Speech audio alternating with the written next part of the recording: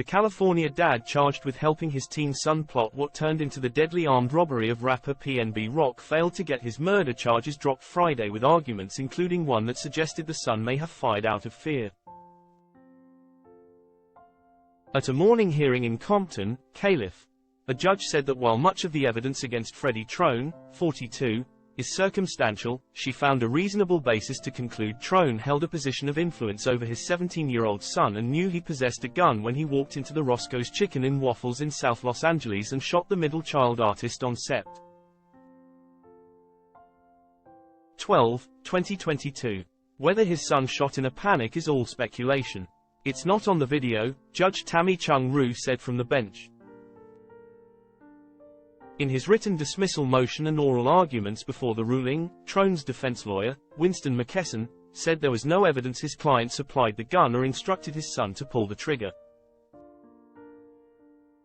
He also claimed the shooter may have fired as a reaction to something PnB Rock, born Rakeem Allen, did in response to the demand for his jewelry.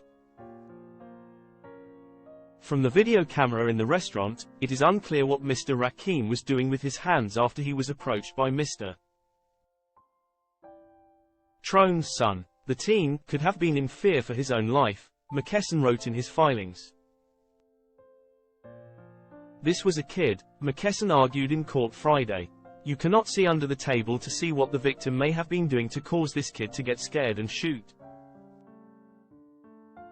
Asked about the suggestion after the hearing, McKesson said he wasn't speaking for the son, simply arguing there was no planned murder.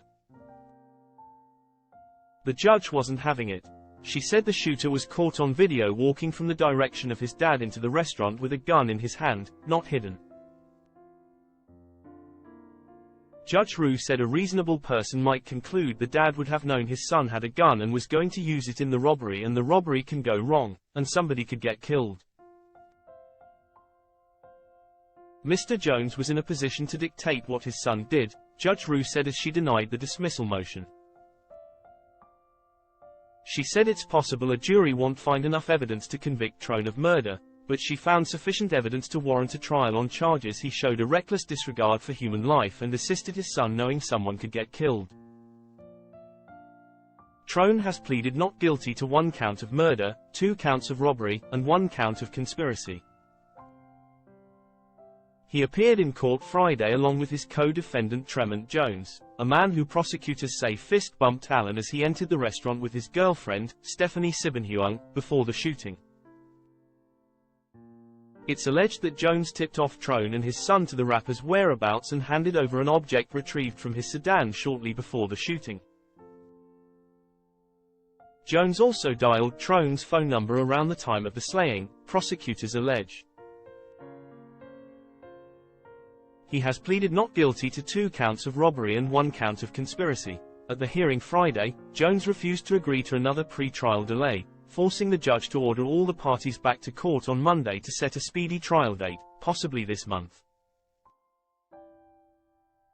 With at least 2 lawyers on the case engaged in other trials, it's expected the judge will find good cause to delay the trial beyond mid-March, but she'll have to weigh the lawyers' schedules against Jones' right to face a jury. Another defendant in the case, Winesha Evans, is charged with being an accessory after the fact for allegedly driving Freddie Trone from Los Angeles to Las Vegas after the murder to help him escape a public manhunt, according to court filings. Evans was in court Friday and was ordered back March 12 for a planned plea deal. As Rolling Stone first reported, authorities arrested Trone, his teen son and his wife, Chantal Trone, in late September 2022 after connecting the alleged getaway car seen on surveillance video with a Buick Enclave found torched and abandoned just blocks from the Trone's residence in Gardena, Calif. Chantal Trone was charged with being an accessory after the fact and has pleaded not guilty. Allen's stunning daylight murder rocked the hip-hop industry and robbed the world of a talented rapper whose melodic flow straddled hip-hop and R&B. Rolling Stone named him a new artist you need to know in 2016, and he later rocketed to crossover fame with his 2019 feature on Ed Sheeran's Cross Me.